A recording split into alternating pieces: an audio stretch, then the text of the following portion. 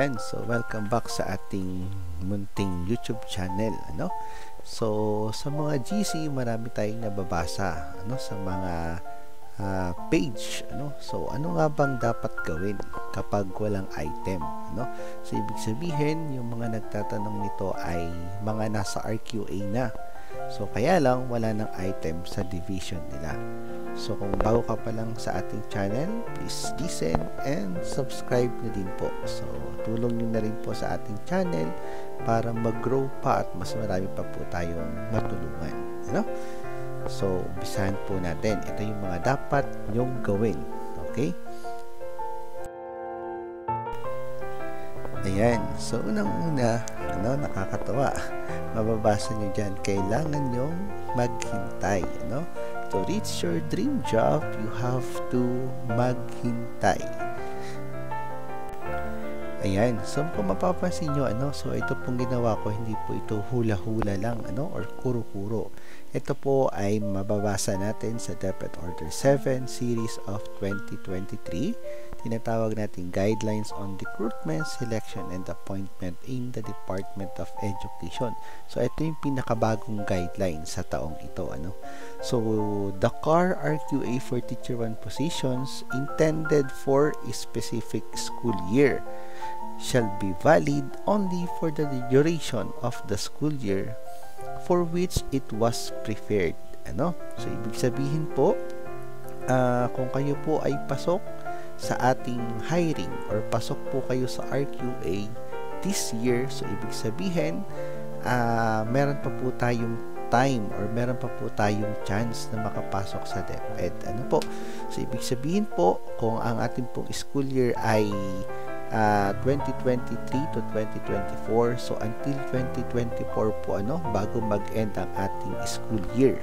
So ibig sabihin kayo po ay may chance pa.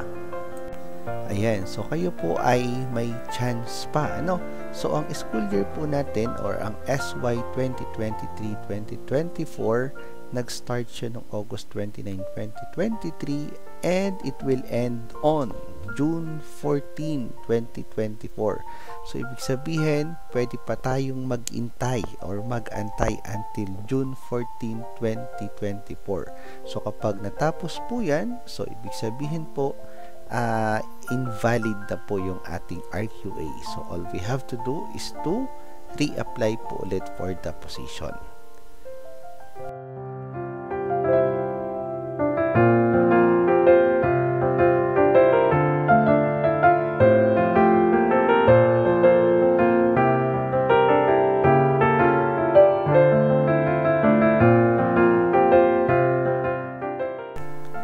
Ayan, so sa loob po ng 1 year, marami pong nangyayari, ano?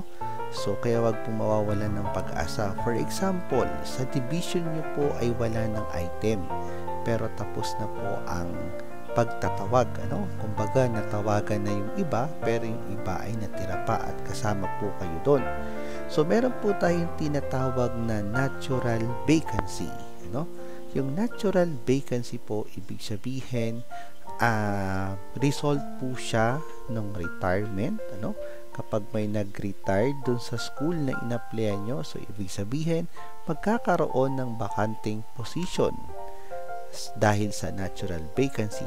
Pwede rin yung mga teachers po dun sa school nyo ay nag-transfer sa ibang division, so ibig sabihin meron na namang mababakante or meron pong na-promote, ano. So from teacher 1, nagkaroon po ng hiring ng teacher 2, so nagparang po siya. So ibig sabihin mababakante yung kanyang teacher 1 item, no? Or kapag merong namatay na kasamahan nating mga guro, so ibig sabihin yun po ay part of or magiging natural vacancy na kung saan yun po ay i-offer, ano. So possible tawagan kayo ng school or tawagan kayo ng division or maglabas ng memorandum for appointment. Yan. So kaya always po, ang advice ko sa inyo, palagi pong i-check ang inyong email, palagi pong naka-open ang inyong contact numbers, no, or contact details. Yung cellphone po natin dapat palagi naka-open, baka isang araw, may mag-text or mag-chat for appointment na po kayo, ano? So, congratulations. So, dito po, ito po nakalagay dito, ano? So, pursuant to CSE Resolution number 1800582 dated June 13, 2018, an anticipated vacancy in the teaching rank due to promotion may be filled up, no? Provided that the annotation on the promotion appointment to indicate that the appointee shall be reverted to their former position in case the promotion appointed of the previous position holder is disapproved or invalidated, ano? So eto naman po in connection with natural vacancy. So meron po tayong mga teachers na na-promote, for example.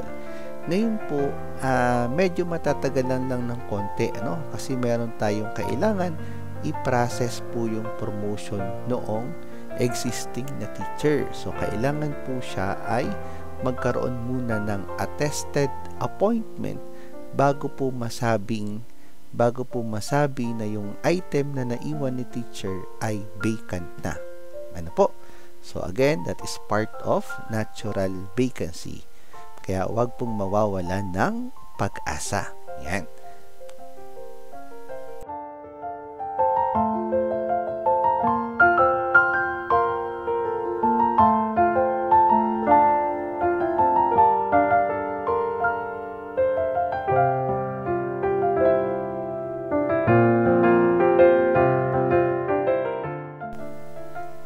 Ayan. So, eto naman po, pwede nyo rin pong gawin, ano? So, ang mag-apply. So, pwede po kayo munang mag-apply habang nag-iintay ng trabaho. Ano po? Ayan. So, unahin na po natin itong sa DepEd. Sa DepEd po kasi, hindi lang naman teacher 1 or teaching position yung ino-offer. Lalo na po sa panahon ngayon, ano, napakarami pong offer mga non-teaching positions, ano? So dito po tayo sa letter D. So criteria and point system for hiring and promotion to non-teaching positions. So marami po 'yan. Katulad po ng Administrative Officer 2, Project Development Officer 1 na ang salary po ay katumbas ng Teacher 1, no? So yung iba po na nawala ng item, ano, at nagkaroon ng vacancy ng non-teaching position, ang ginawa po nila, nag-apply po muna sila for non-teaching position. And then, nung nagkaroon po ng item, ano? So, again, kung 1 year lang, so nag-reapply na lang po sila for teaching position. Pero still, ang kagandahan po kasi nun, nasa DepEd na kayo, naka-in na kayo, no? Na kung saan magiging part na kayo ng selection process or magkakaroon na kayo ng idea kapag nasa loob na kayo, kailan pa magkakaroon ng job hiring or selection process for teacher 1 position. Kaya marami pong ganun, ano? So katulad ko, ako po ay nasa non-teaching muna, pero eventually, since ako po ay may item na, so dilipat na po ako ng teaching position. So aside from that, ano, so yun po ang kagandahan, mag-apply muna for the meantime ng non-teaching position, and then eventually kapag may teaching position na, pwede po kayong lumipat doon, ano, kung valid pa yung RQA nyo. So dito po pwede rin po kayong mag-apply sa ibang LGU, ano, for the meantime, or yan, katulad po sa Department of Agrarian Reform, pwede rin po sa Civil Service or sa COA or sa any private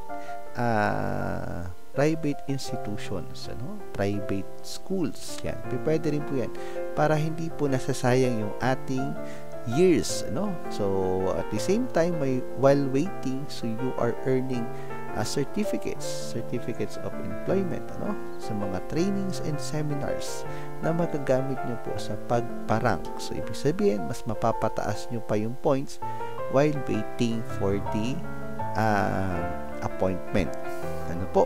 So kung kayo po ay until June 14, 2024, Friday po yun, kung hindi po kayo natawagan, so pwede po kayong, ang gagawin po natin, magpapa-rank po ulit tayo by next year, kasi po ang validity natin ay 1 year lang. Okay po, pero again, wag mawawala ng pag-asa.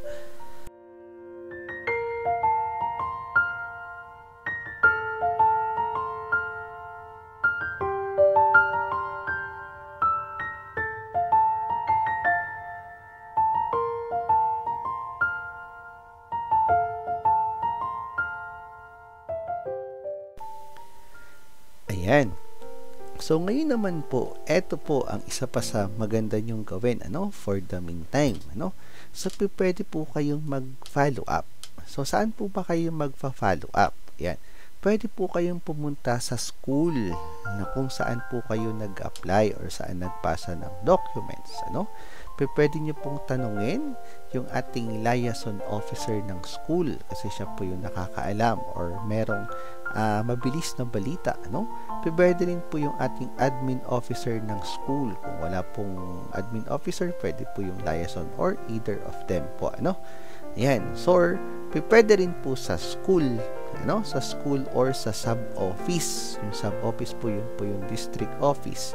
Bali yun po yung extension ng division office. Or, may time po kayo at malapit naman yung division office, pwede naman po kayo magtanong dun sa mismong HR ng division office, So, ang mga taga-DepEd po ay mababait, Lalo na kapag kayo po ay may concern, aasikasuhin po nila kayo, At itatanong at mabibigyan po kayo ng magandang sagot, At hindi lang po dun sa chat, Kasi yung sa chat or dun sa mga Facebook page, sometimes po kasi doon irrelevant yung mga post or irrelevant yung mga question, mga answers, So sometimes lalo po kayong magugulo ang isip, makakadagdag pa po yun ng stress.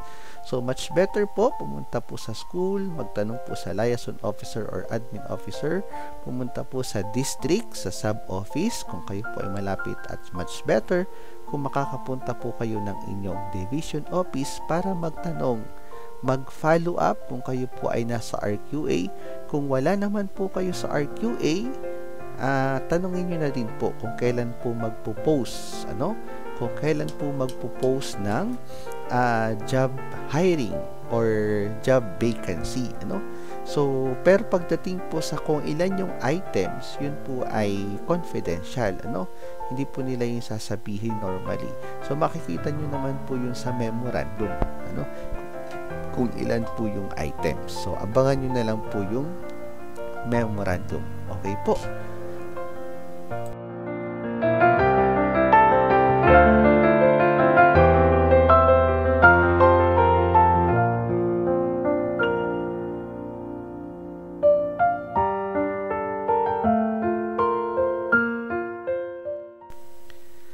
So, ayan. So, sana po ay nakatulong itong short video natin. Kung meron pa tayong additional information na maitutulong sa inyo, so, ibibigay po natin, So, sana po ay huwag kalimutang mag-subscribe sa ating channel. So, meron po dyan sa mga links, sa mga chat, sa comment section, meron po dyan mga files na pwede nyong i-download, Yung mga ginagamit sa hiring or sa ranking, katulad ng mga PDS. So, downloadable po dyan sa comment section. So, ganun din po kung mag-apply po kayo ng teaching position. So, nandyan na din po, ilalagay ko po yung ating link para po ma-download nyo yung application of education, application of learning and development, yung ating mga sample files. So, libre lang po, wala pong bayad, Sana, basta lang po ay nakasubscribe, nakafollow sa ating channel. So, yun lang po. At maraming salamat po at good luck sa inyong application sa DepEd.